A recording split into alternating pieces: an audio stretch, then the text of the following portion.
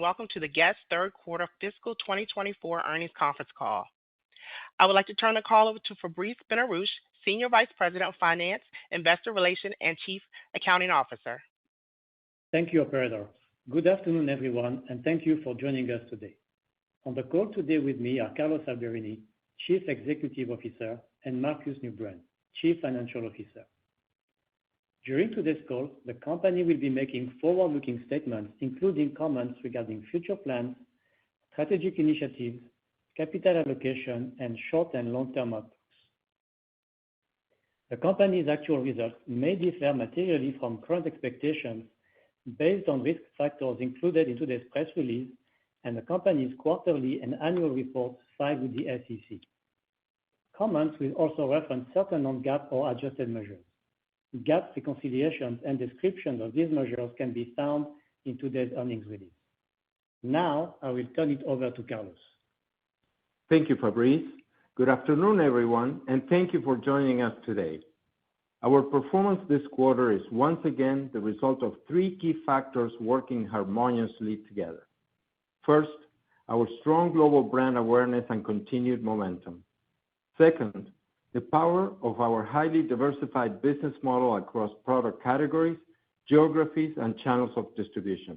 And third, our highly entrepreneurial and unique culture that makes GES a great place to work, and where a long-term focus drives all important decisions and people feel accountable and empowered.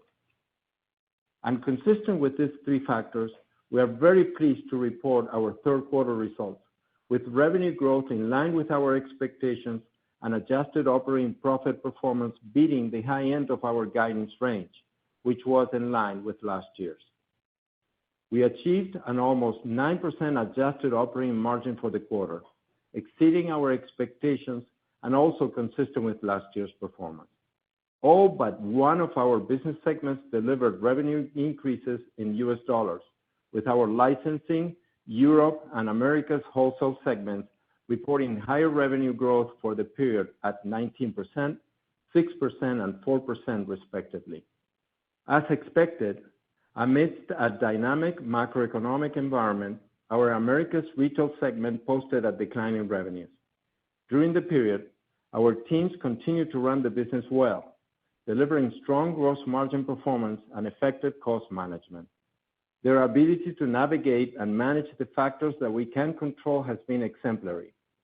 Paul and I are very pleased with our team's performance and want to thank everyone for their unwavering commitment and invaluable contributions, especially during these times of global uncertainty. Net revenues for the third quarter grew 3% in US dollars, and adjusted earnings from operations reached $58 million, consistent with Q3 of last year.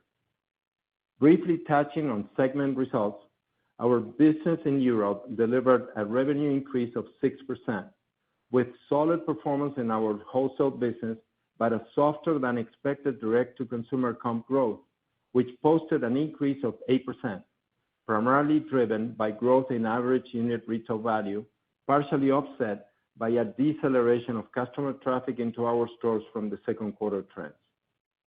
Our Europe segment reported a 2% decrease in operating earnings from last year.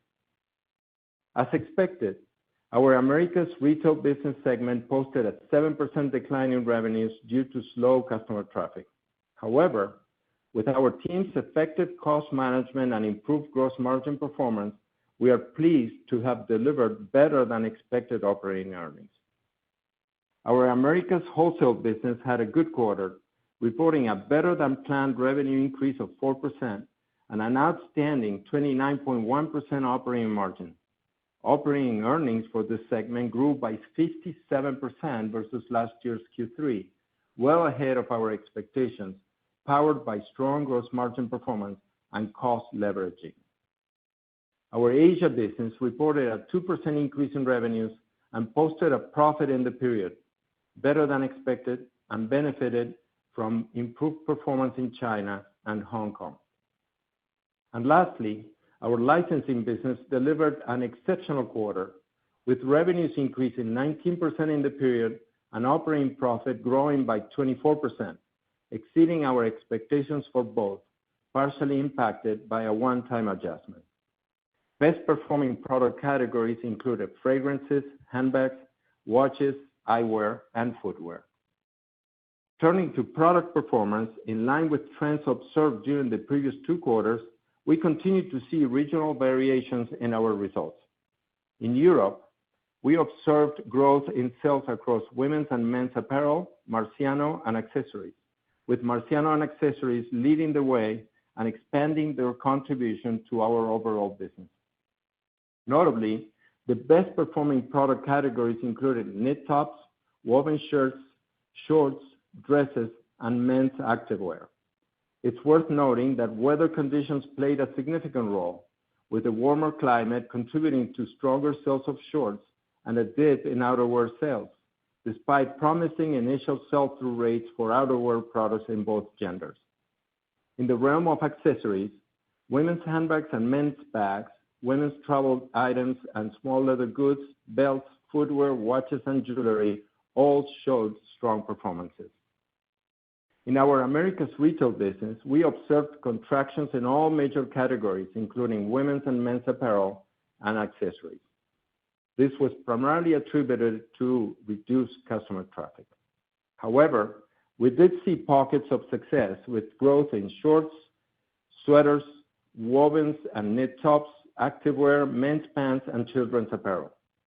Additionally, several denim products performed well, driven by new fashion styles such as straight-leg jeans, cargo silhouettes, jumpsuits, and overalls. Similar to Europe, the weather played a role in the product performance during the quarter. In accessories, handbags remained a driving force and delivered a solid quarter. Across the Asian market, we continue to see strong performance in accessories, followed by men's and women's apparel. In accessories, women's handbags, watches, small leather goods, and men's belts led the charge. Among apparel categories, women's and men's sweaters, skirts, and shorts achieved strong performance. Our children's apparel segment also performed well during the period. During the third quarter, we benefited from Paul's efforts and our investments in advertising and marketing, including our recent campaign with Georgina Rodriguez as the face of GES and Marciano for fall 2023. All the products modeled by Georgina had strong sell-through. Based on this success, Paul and the team are currently shooting next year's campaign and once again featuring Georgina. In addition, we just announced that Italian singer and rising international star Matteo Bocelli, son of the world-renowned sensation Andrea Bocelli, is being featured in our 2023 holiday campaign. As we look towards the holiday season, we are confident in our plans and very pleased with our inventory position. We believe that consumers will be looking for value in the offers and have been sensitive to this with our product assortment plans and our promotional cadence and calendar. We closed the third quarter period with inventories 2% lower than a year ago and in line with our plans. We are very pleased with the composition of our inventory and believe that we are well positioned to respond to customer demand during the holidays and into the new year. We still expect to close the year with inventories 10% below last year's levels. Regarding our outlook for the fourth quarter, we have taken a close look at our recent customer traffic and sales trends for our direct-to-consumer business in each region of the world. We have also updated our other business expectations and are assessing the state of the consumer across markets, including the impact current geopolitical factors are having on the consumer's mindset. Based on this, we have taken a more cautious view of our outlook and tempered our top and bottom line expectations for the fourth quarter and the fiscal year. All said, we now expect revenue growth for the fiscal year between 1.8% and 2.4% in US dollars, and an adjusted operating margin for the year between 8.9% and 9.1%. Regarding earnings per share, which Marcus will discuss further, mark-to-market adjustments resulting from foreign currency and bond and equity market exposures, mostly unrealized, negatively impacted our EPS results. Inclusive of this charge, we now expect adjusted EPS for the fiscal year to reach between $2.67 and $2.74 per share. As we look ahead, we are invigorated by the multitude of opportunities that await our company. We have been diligently engaged in our strategic planning process, and we are executing against 6 critical objectives. These objectives relate to organizational talent, growth, brand relevancy, customer centricity and digital expansion, product excellence, and last, optimization, efficiency, profitability, and return on invested capital. These serve as the cornerstones of our strategic plan, which I look forward to sharing in more detail at a later date. At a high level, starting with the organization and talent, our goal is to have a best-in-class team of highly engaged and strongly committed individuals capable to lead and take this company to the next level of growth and value creation. We are currently working with an international consulting company to conduct an assessment of our global organization to benchmark our talent and improve lines of reporting and accountability to ensure we are well-positioned to grow. Regarding our culture and our work environment, we are very proud to share with you our first-place ranking in the recent list of the top 25 companies in Los Angeles by the Business Report. Next, I will focus on our growth objective. Our goal is to accelerate our revenue growth rate for the company and deliver a faster growth rate of our operating earnings, which will result in the consistent expansion of our operating margins. In a previous call, I mentioned the opportunity to internalize businesses that are being licensed, such as the current license that we have with G3 for the design, development, and distribution of dresses and outerwear in North America. These businesses represented $50 million per year at wholesale, and we are now in the process of transitioning them to our internal organization. Our teams have already developed the product for both categories and have presented the collections to our wholesale customers at market recently. While it is early in the cycle, customers reacted well to the assortment, and we are optimistic about the potential of this change to drive both top and bottom line growth. Building on our growth opportunities, I'm very excited to share with you today the expansion of our brand portfolio with the launch of our new GES Jeans brand. With GES Jeans, we will be addressing the casual business head-on, and while the brand is targeting the younger Gen Z and millennial audience, the assortment is truly for everyone, multi-generational. Nicolai Marciano is leading this expansion, and we are very excited with this opportunity. As you well know, during the last few years, we executed a significant elevation of our GES brand. As a result of this transformation, we created great separation between our current, very sophisticated, more dressy assortment and the more casual product assortment that was part of our brand's DNA since the inception of GES in the world of denim. We now see tremendous opportunity in this casual lifestyle space, and we plan to reclaim our denim legacy with the launch of the new brand in 2024, focused on product innovation, a present-day mindset centered around sustainable manufacturing, and supported by a robust celebrity marketing strategy embodying the American West Coast denim brand. The plan will also include a new visual identity and the unveiling of a new retail concept. We expect to capture a wide audience with the GES Jeans offering, primarily the men's customer. The new brand is poised to establish a new benchmark in denim practices and innovation, reaffirming our dominance and our roots in the denim category. The brand will be distributed globally in the wholesale market and through the company's direct-to-consumer channels in company's own stores and websites. Price points are very competitive, and the product quality and design capitalize on our rich archives, which contain over 40 years of amazing design, styling, and creativity. My last point on growth relates to a new project that we're working on in China.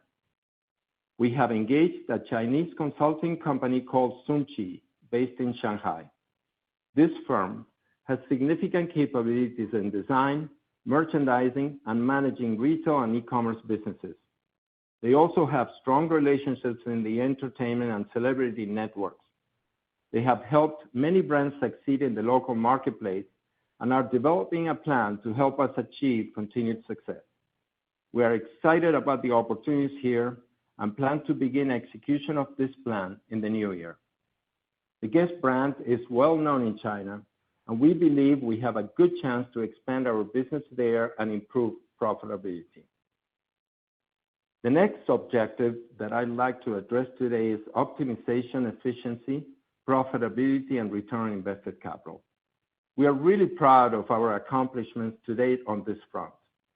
During the last few years, we used our capital efficiently and rewarded shareholders handsomely with significant share repurchases and generous dividends.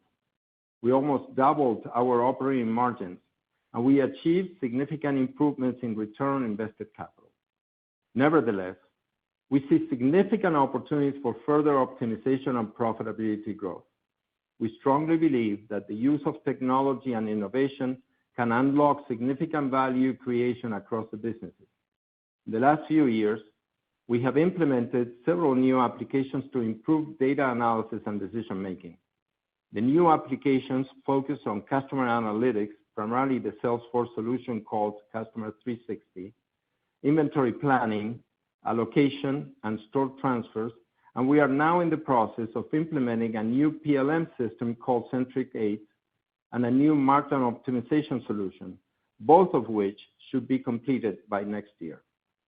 I am confident that our success in managing inventories well through the very challenging times that we faced due to the pandemic and supply chain disruptions was driven by great teams that were enabled with these new tools.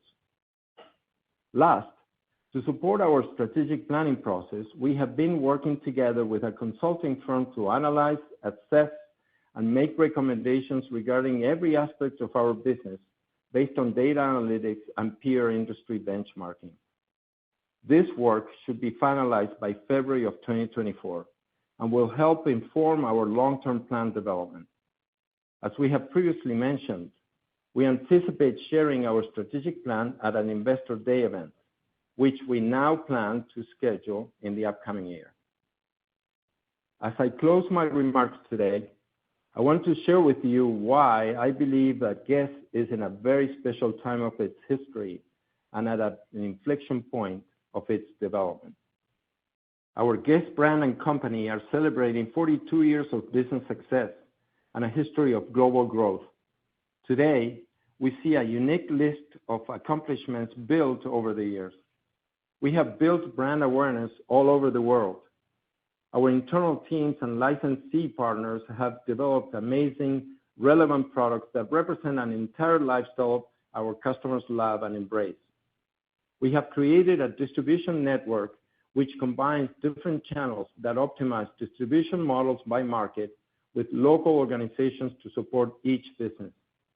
We assembled an efficient infrastructure that services and supports each area of our business, including design, product development, sourcing and distribution, image production and marketing, and many more functions. We have built a strong capital structure that has capacity to grow, deliver high returns on invested capital, and create significant shareholder value. And lastly, we have a world-class global team of leaders and associates that have done a fantastic job getting the business here, and looking ahead, can meaningfully contribute to its further expansion and profitability growth. What we have at GES today is an incredible platform that up to now has only serviced one brand and model. The opportunity is clear. This platform can power a bigger business, one that can better generate margin expansion, synergistic growth, and significant value creation over time. Our recent initiatives, including the internalization of existing licenses and the launch of GES Jeans to target the young consumer, are good examples of growth that leverage our infrastructure. I want to take a moment to acknowledge that these exciting opportunities build upon the strong foundation that was established over 42 years ago when GES was created. It was then when the four Marciano brothers came to the U.S. from France to pursue their own American dream. That dream has been converted into a legacy, and Paul continues to carry the torch every day with his unwavering commitment, passion, vision, and leadership. As previously announced, Maurice, after 42 years of amazing vision and hard work helping oversee GES's evolution from a small family business and denim pioneer into a global lifestyle brand, has decided to retire and focus on his health and family. From our entire GES family, we thank Maurice for all his extraordinary contributions to this company and to this team, and wish him the very best. Looking ahead, our key strategic focus will be on growth, and I couldn't be more excited to leverage our amazing infrastructure built over the last 42 years to capture our extraordinary opportunity to develop multiple businesses. With that, I would like to pass the call to Marcus. Marcus, please go ahead. Thank you, Carlos, and good afternoon, everyone. We are pleased with our performance this quarter. Revenue growth was in line with our expectations, driven primarily by our strong licensing business, which offset lower than expected revenues in our direct-to-consumer channels in Europe and Asia. Adjusted operating earnings exceeded our expectations for the quarter, driven by better than expected performance of our licensing business and strong cost controls, enabling us to deliver an adjusted operating margin of 8.9%, exceeding our guidance. As Carlos alluded in his opening remarks, yet again, we demonstrated the power of our diversified business model to lean on areas of strength in our business, to mitigate pockets of weakness, and deliver our operating results in a dynamic environment. Our last 12-month free cash flow reached $154 million, and we are on track to achieve our fiscal year 24 target of $160 million. We are proud of our strong balance sheet that enables us to invest in the growth of our business and build on our commitment to returning capital to our shareholders. With this discipline, we entered the holiday season with clean and healthy inventories. Let me take you through our third quarter results in more detail. Total company revenues in the third quarter were $651 million, an increase of 3% in US dollars from last year's third quarter and 1% in constant currency, which reflects the strong growth performance from our Europe and licensing segments. Turning to our segment performance, starting with Europe. In the third quarter, strong retail comparable sales drove our continued European business growth, with revenues increasing 6% in US dollars and 5% in constant currency.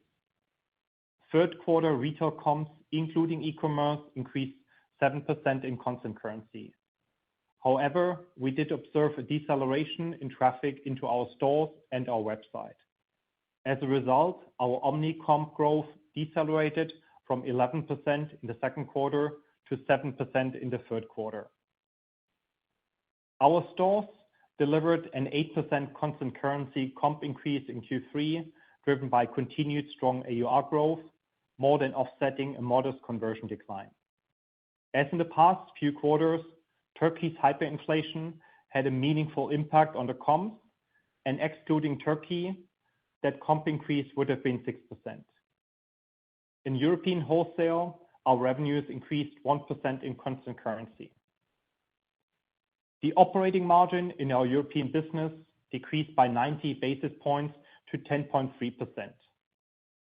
Currency headwinds and higher expenses were partially offset by higher initial markups and strong comp sales. In Americas retail, revenues decreased 7% in US dollars and 8% in constant currency. North American retail comps, including e-commerce, declined 5% in constant currency. As Carlos shared, traffic remains under pressure in our North American stores, and our store comps decreased 6% in constant currency in the quarter.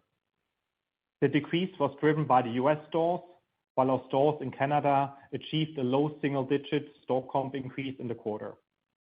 We anticipate these underlying trends will continue throughout the fourth quarter. Our US and Canada e-com business performance was flat compared to Q3 of last year, with a higher average order value offsetting lower traffic to our website. Americas Retail posted a 5.3% operating margin compared to a 6.9% operating margin a year earlier. The 160 basis points decrease in operating margin was mainly driven by unfavorable impact from lower revenues and higher expenses, partially offset by a higher IMU. In American Wholesale, revenues increased by 4% in US dollars and decreased 1% in constant currency. Higher shipments in Mexico were offset by lower deliveries in the US and Canada. Operating margin reached 29.1%, a meaningful improvement of 9.9 points from Q3 of last year, mainly driven by improved product margins. In Asia, revenue grew 2% in US dollars and remained flat in constant currency. Retail comps, including e-commerce for the region, decreased 9% in constant currency, mainly offset by growth in net new stores in Korea. Operating margin improved 100 basis points to 1%, driven by the performance of these new stores and partially offset by higher expenses. We are very pleased with the progress in the first 3 quarters of fiscal 24, as we improved the earnings from operations by $11 million, from negative $7 million to positive $4 million, mainly driven by Korea and Greater China. And finally, our licensing segment had a strong quarter and exceeded our expectations, with revenues increasing 19% in both US dollars and constant currency. Fragrances, handbags, watches, eyewear, and footwear had a very strong performance during the quarter. Excluding a positive one-time adjustment in the third quarter, our licensed business increased revenues in the low teens. Segment operating margin was 93.1%, and operating profit increased by 24%. Total company gross margin was 44.7% in Q3, an improvement of 220 basis points from last year. Improved IMUs, mainly from lower inbound freight, and a favorable segment mix, especially driven by our licensing segment, were partially offset by a negative currency impact on our product margin. Adjusted SG&A for the quarter increased 10% to $233 million.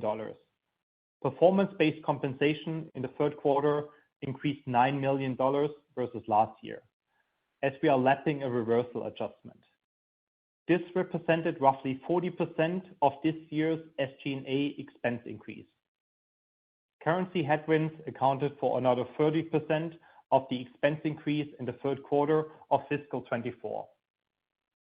Further, we experienced inflationary pressures on our cost structure, including higher selling expenses in our retail stores, and we made investments in our infrastructure, most notably in Europe. For the quarter, our adjusted SG&A rate increased 240 basis points to 35.8%. Adjusted operating profit reached $58 million, on par with last year.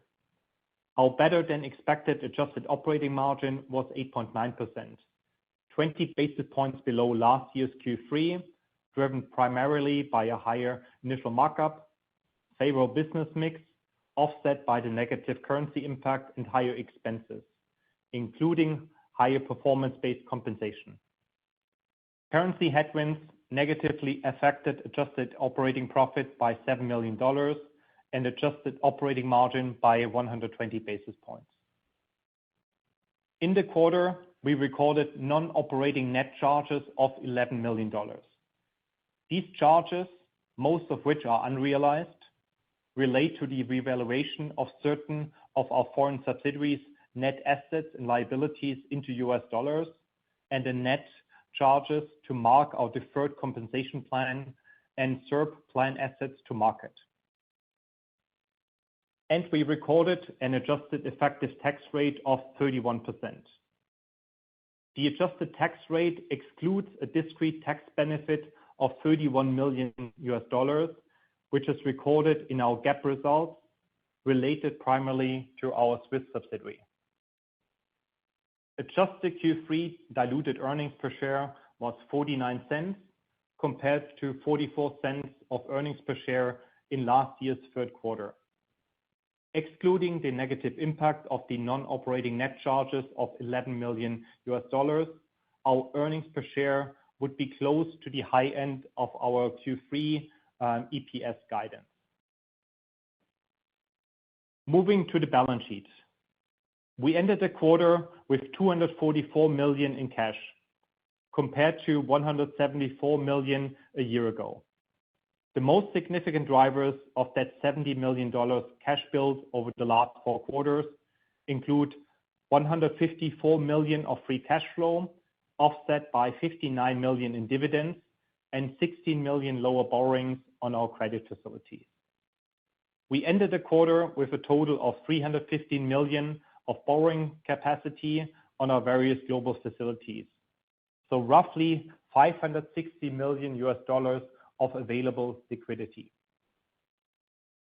We continued managing our inventories well. We ended the quarter with $562 million, down 2% in US dollars and 4% in constant currency versus last year. Overall, we are very pleased with our inventory composition and forward orders and feel we are well positioned to support our business during the holiday season and beyond.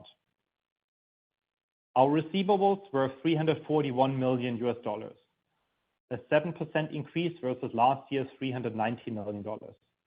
On a constant currency basis, receivables increased by 3%.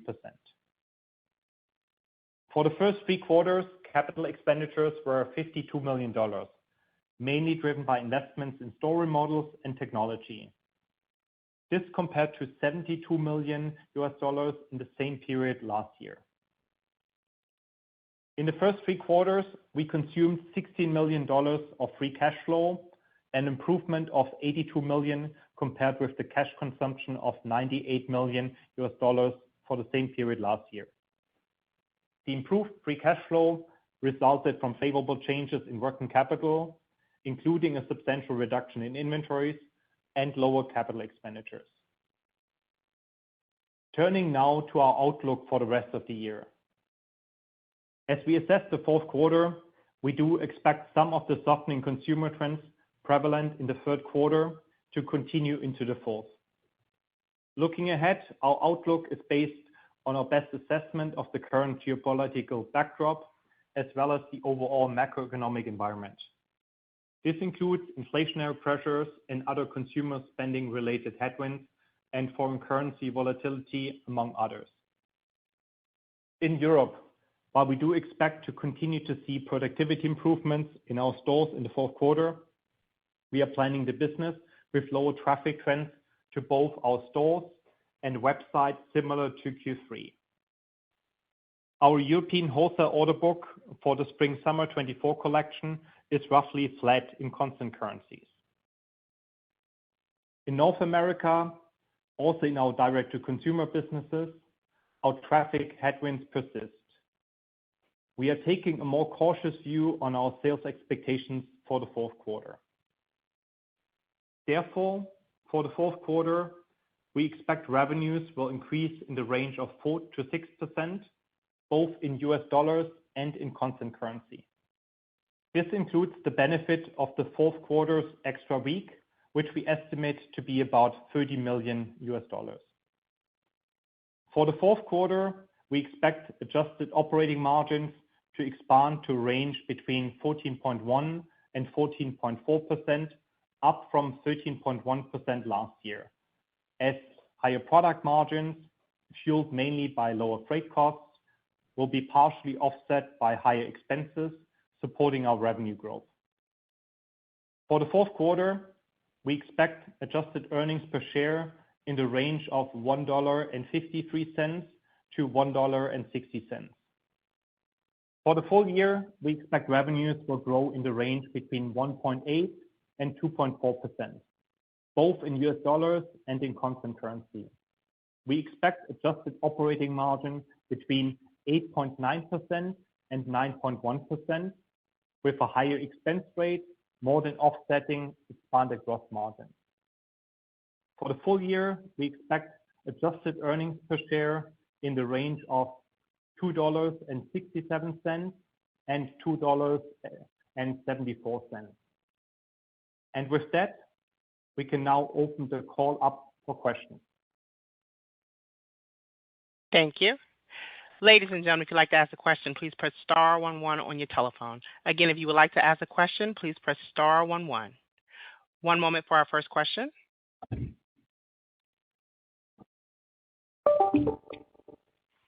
Our first question comes from the line of Eric Beder. Your line is of Small Cap. Your line is open. Good afternoon. Hi, how are you, Eric? I'm good. How are you? I'm very well, thank you. Okay, so when we look at growth and the ramp up next year, how should we be thinking about the drivers here? You've talked about the wholesale. How should we be thinking about when the U.S. business on the retail side will start to once again generate positive comps again? I know you've done a tremendous job with the product, but how do you get the consumer, I guess, to come in more often and shop with it? Yes, Eric, it's a very good question. We are not prepared to formally provide any guidance today for next year, but maybe we can help you with some of the key levers here. Just as I mentioned during my prepared remarks, we are working on our strategic plan, and we are focusing on those 6 key strategic objectives. I don't think we need to repeat those, but one of those is growth. And we are looking at this with a very keen focus on the many opportunities that we have to really bring growth into the organization. And of course, the 2 examples that I mentioned are going to impact next year. That's some of them. And I'm talking about the internalization of our license with G3 that we are doing now direct, and the introduction, the launch of our new brand, GES Jeans. And we are very excited about GES Jeans. Obviously, this is going to take some time for us to really build the business, but we feel that this is a very natural space for us. We think that with the elevation of the brand, of the GES brand, we have created a pretty significant separation from that more dressy, more sophisticated look, more contemporary look, from that to what made GES a very significant, dominant player in denim and in the casual world. So we see a big opportunity here to really go after that. When you think about the more specifics on when are we going to see comps in the different stores and so forth, that is very difficult question to answer. What we are doing is trying to really concentrate on improving conversion rates. We have seen that customer traffic has really slowed down, and we don't think that we are alone, especially in our space. We think that our product assortments are really compelling and strong, and we see that when the customer is inside the store. We are doing what we can to really enhance our marketing. I'm talking about more of the direct marketing. We're doing some new events to really enhance UPTs and really entice the customer to really buy more pieces or just go for looks instead of just buying items. When you go outside the U.S., we had a very healthy business in Canada during the third quarter too. So these were 2 very different performances, and they were primarily related to customer traffic. When you go to Europe, we were having a very strong comeback from the pandemic days, and we have rebuilt that customer traffic very nicely. We saw a deceleration in the third quarter, and we think that a lot of this had to do with some of the geopolitical situations that we are facing there. combined with the fact that weather was kind of challenging, especially for fall products. So overall, I think that we have a good plan. We are looking at next year as an opportunity to see growth again. We're going to come back to you with more specifics. We have some markets where we think that we can develop further. A good example is India. We're going to end this year with 25 stores in India. This is up from nothing a couple of years ago. We have great partners there, and every store is profitable. So that gives you an idea of, with the size of that market, what that opportunity could be. We could be talking about over 100 stores in a few years. And then, there are some specifics that I think you will have to keep in mind when you think about next year. Obviously, we are not going to anniversary the 53rd week that we have this year. That represents some growth. And we think that there are just very good comparisons when it comes to margin and expenses. We think that we will be able to control the business well. We are not expecting to have, again, a significant increase in margins, because we are now normalizing most of the costs, including inbound freight. But overall, we think that the margin structure of the business should be preserved and protected. One more. Marciano, you've done a great job with it. We've seen the expansion of Marciano into men's for Q4. Where does that play in terms of raising the overall impact and potentially driving profits going forward as a potential growth vehicle? Thank you. Good luck for the holidays. Yeah, thank you, Eric. So Marciano is a brand that we continue to invest in. We are expanding that business. Marciano had a very good quarter in Europe, and we think that there is a place in the marketplace. We think that the product looks beautiful, and we have invested in additional quality. We are doing a lot to really be sustainability friendly, and what we have been doing is building some other product classifications with success. We think that there is opportunity for this brand, and we'll continue to support it. The marketing has been very strong. Georgina was featured with wearing and modeling Marciano products, and some of those products were the ones that had the best sell-throughs. So, we'll continue pushing. With respect to men's, just that is a very, very small part of the collection and a very small part of the business. Our focus is primarily on the women's side. Thank you. One moment, please. Our next question comes from the line of Corey Tarlowe of Jefferies. Your line is open. Great. Thanks. Carlos, as you assess the health of your customer and the trajectory for the Americas business, what do you think is due to, as you look to pick apart the performance in the Americas, how do you parse out what's just some general weakness in the consumer versus just taking time for some of your initiatives to take hold and gain traction among the consumer? Would be great to get some color on the behavior of your customer and how that is affecting the business overall in the Americas. Yeah, thank you, Corey. Hi. When we see the way the consumer is behaving once they are in our stores, we don't see significant differences from how the consumer was behaving in the past. Really, the number one variable here is with customer traffic. And we think that that is something that is obviously maybe reflective of what the consumer is going through.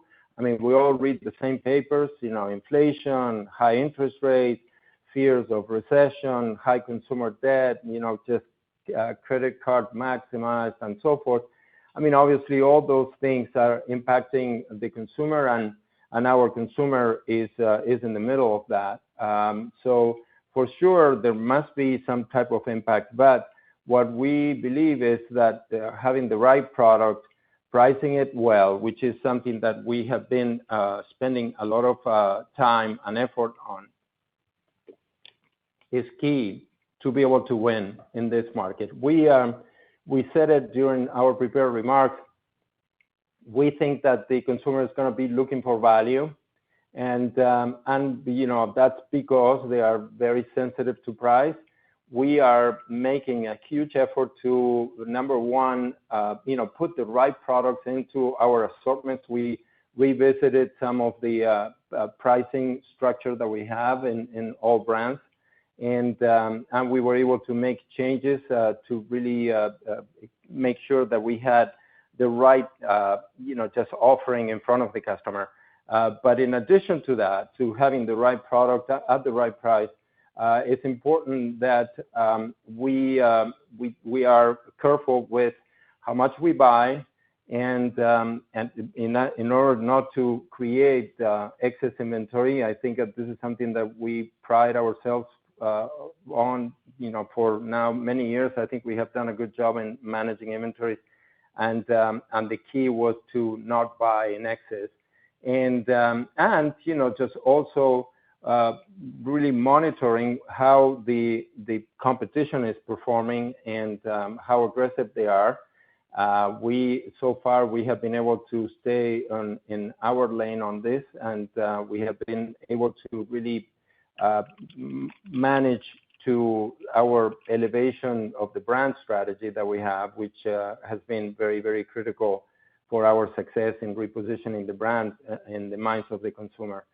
It's very difficult to really try to anticipate where the customer is going to be, just a few months from now. I mean, there is a lot of uncertainty, and this is one of the main reasons why we have been more cautious in the way we looked at our outlook for fourth quarter. So we will give more color when we are ready to provide guidance for next year. But our plan has been, and our strategy has been, to continue to really watch how the consumer is responding and navigating through the current times, and then acting accordingly, in terms of how we position our business plans. Hi, Corey. This is Marcus. Adding to what Carlos just explained for Americas retail, what we've seen in the third quarter, as shared, Canada performed better than the US. I think we've been up, with positive store comps, low single digits. I think as shared for US, traffic was the key, driver for the negative store comps. In addition, to share, what we've seen now in our more tourist stores, we've seen a relatively better performance compared to our non-tourist ones. And adding to what Carlos also just said, and if you look at our inventories, we are down 2% in US dollars, 4% in constant currency. If you look at the regional breakdown, we've been down in the Americas and in Europe. Then also just confirming, then also in line with our plans, as Carlos shared, and we are on track also to end the year with 10% lower inventories compared to last year. Lower. Yes, lower. That's great. And then just shifting gears a little bit, the gross margin performance has been very, very strong. Is there a way to parse out for us within that gross margin line what you believe is sustainable going forward, and maybe qualitatively some of the puts and takes that are associated with the gross margin as we look ahead? Yeah, Corey, I'm just gonna make a very general statement here, but I think that we saw a lot of change in our margin structure during the last few years, and some of it were things that we drove. The elevation of the brand being one of them, being very, very disciplined with the way we were buying inventory. Another one, increases in prices. Well, they were pretty significant when you compare our average unit retail today to what they were pre-pandemic. I mean, you're talking about, increases over 20%. And that has been kind of like a very big catalyst for margin expansion in our business. This past year, or the current year, we benefited from inbound freight reductions in costs. I mean, I think that this is happened in the industry, so everybody is probably in the same boat. But we feel that now we are in a much more stable place, and we are not expecting that we'll increase prices significantly. We are not expecting that there are going to be significant cost increases. Just we are working with our vendors across the board, and I think that we're seeing that there is stability in cost.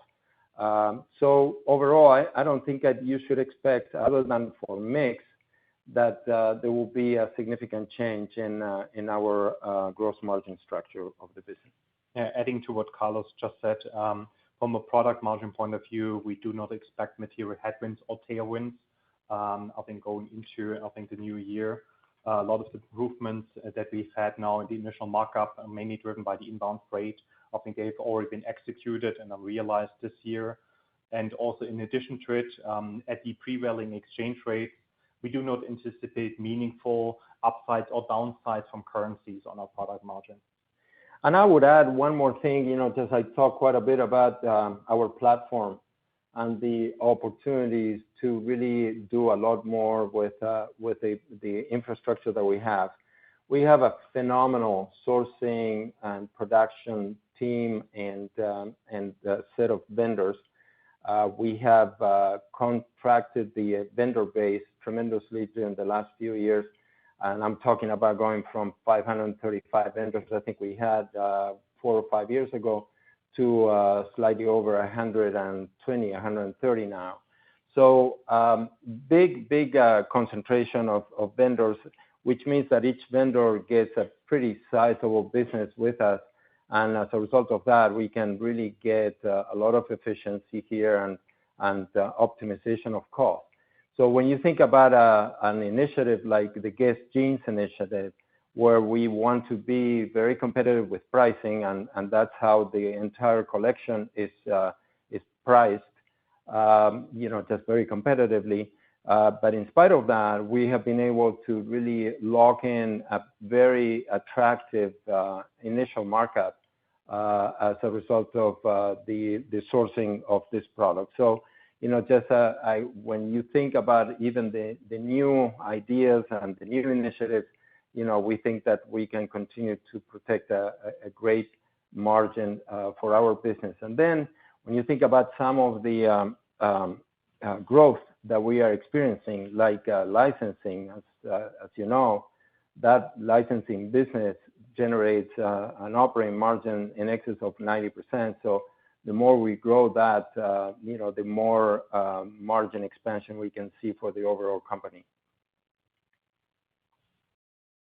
Great. Thank you so much for all the color, and best of luck.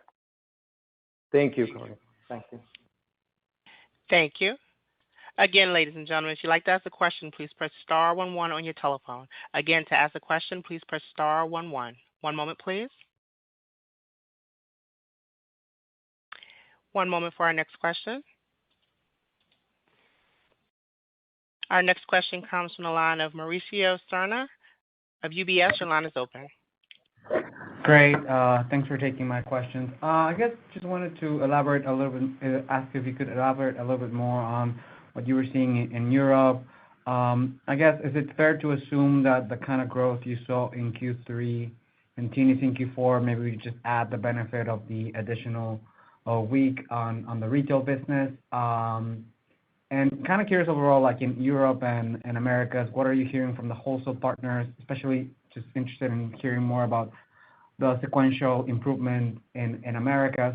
And then lastly, on the Q4 margin guidance, I think it implies 100 basis points, roughly 100 to 130 basis points margin expansion. Just wondering, like, if I look at what happened in Q3 and try to think about Q4, is that margin expansion more related to, like, stronger gross margin expansion or, like, moderation in the SG&A dollar growth? Just a bit more help bridging that would be very helpful. Thank you. Okay, so let me start, and then I'm gonna ask Marcus to jump in here. But just you talked about Europe. Just we have a huge business in Europe, as you all know, and we have had a great record of good performance there. As I mentioned before, just that consumer and the customer traffic was pretty solid, and we were seeing very nice positive comp traffic for many months, many quarters actually. And now what we saw in the third quarter is that things decelerated. We don't know exactly to which degree this is a more significant or permanent change. But what we are doing now is looking at the fourth quarter and reducing our expectations for customer traffic, which in turn reduces expectation for sales. We see that AURs are still seeing a tailwind, and we saw that in the third quarter in a significant way. But we see that this tailwind is somewhat tempered from the first half of the year in terms of the trends that we're seeing. We think that Europe is still healthy for the brand. We don't know exactly what's happening with other brands. We see that our customers at wholesale continue to be very interested in the brand, and if anything, they are buying more, those customers that are investing in it. And we think that is a very healthy move. We have been shipping pretty much in line with the schedule, so we are not seeing that those customers are canceling any of the orders. Just the attitude has been very, very healthy and strong. With respect to the Americas, just in wholesale, we had some strength coming from some of the other pieces that contribute to the Americas wholesale business, and that is primarily Mexico. That is also being helped by currency trends. So, the business there has been very strong for us, and across the board, I think that the brand is having a very strong momentum, and that is impacting how we do business both at direct to consumer, but also at wholesale, and we have some very strong partners there. And with respect to what we see here in the U.S., the business has been pretty much in line with what we saw before, consistent. Department stores, especially our customers at wholesale, have been very careful with the way they are ordering inventory and buying and receiving those products. And as a result, just we are trying to be very careful in the way we manage our side of that equation to make sure that we are not left with excess inventory. The good thing is that I think our supply chain has become more dynamic. So in some cases, even if we don't have concrete orders from those customers, we have the opportunity to really reposition inventory or orders to be able to respond to their demand if that demand had not been pre-planned. And we have been doing good business using this type of business model. And then, just our business in Canada is relatively small at wholesale, but we're doing okay there. And we feel that, just we can continue to deliver a very nice margin. You saw the operating margin of that business this quarter was really extraordinary. And we think that we have a margin structure that can allow us to continue to deliver that kind of returns. So we are very happy with that. So, Marcus, do you want to question regarding the operating margin in the fourth quarter? We expect 14.1 to 14.4%, roughly up 100 basis points compared to last year.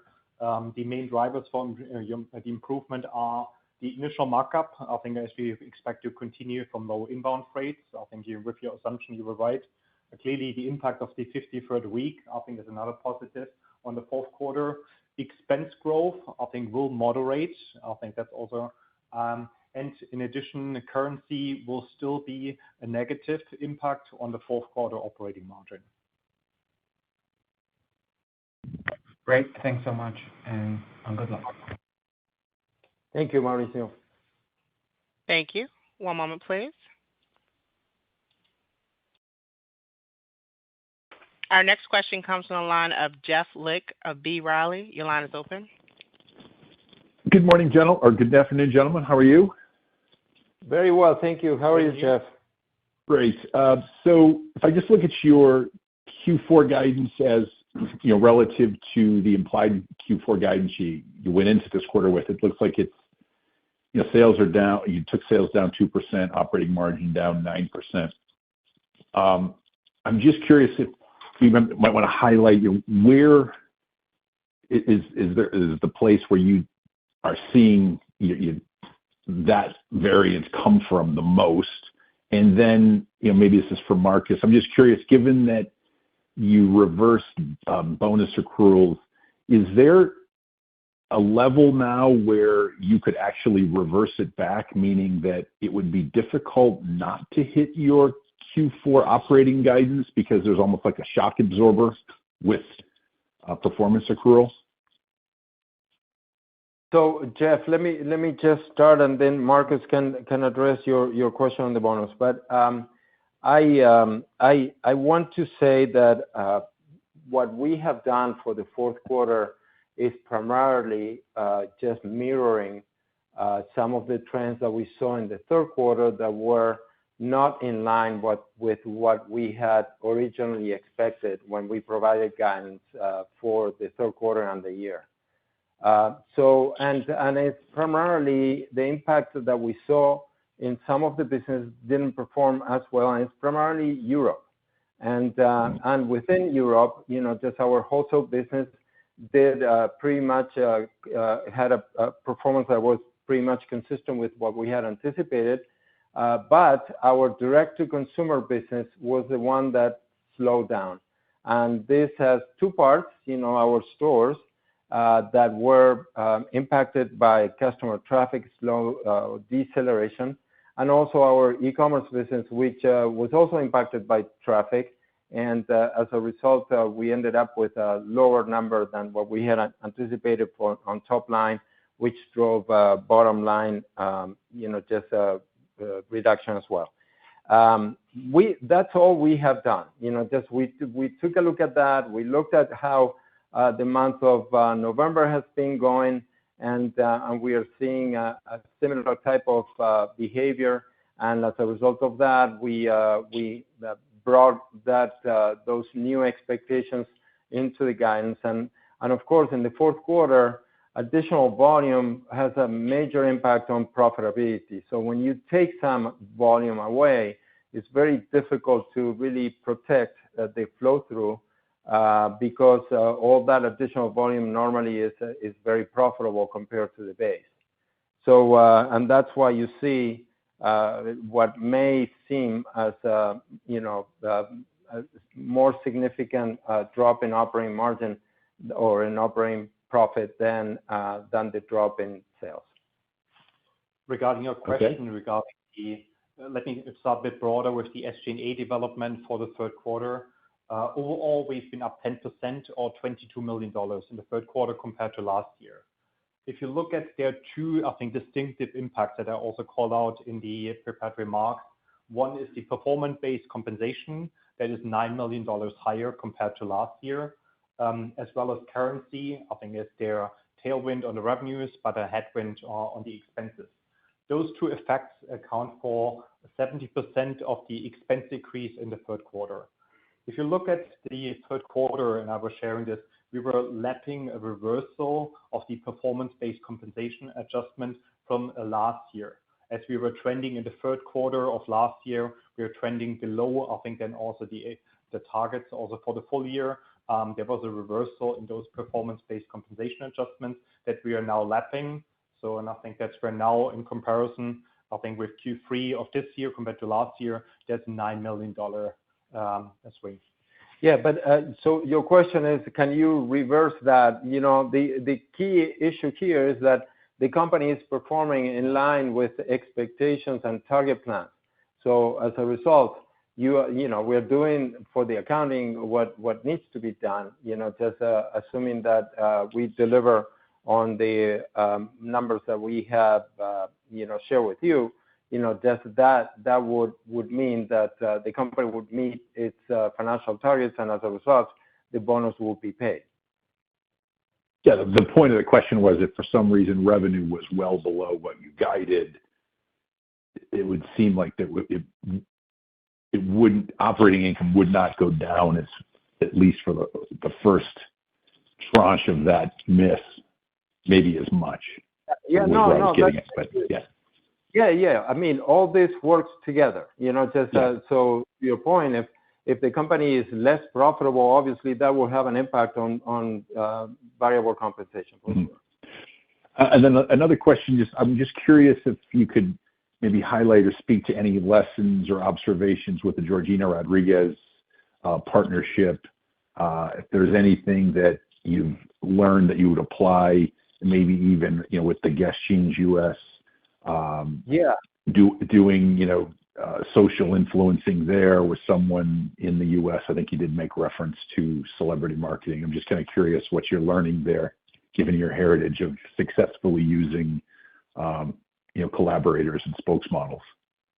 Yeah, well, let me start by saying, you know, we are thrilled with the performance of that collaboration and relationship. I mean, to the point that I think I mentioned in my prepared remarks that, you know, just we are, you know, just doing another campaign with Georgina. I mean, all the products that she modeled had a great sell-throughs, and you know, we saw a lot of opportunity even, you know, for the future, you know, with the type of activities that we engaged in with her. She has been terrific ambassador of the brand.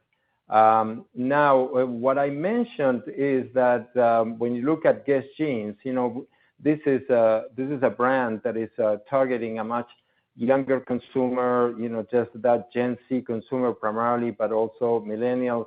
And we are building the strategy to launch this brand to the market with a very strong, robust marketing campaign that involves celebrities and a lot of, you know, just meaningful, effective collaborations for that consumer will be, you know, open to.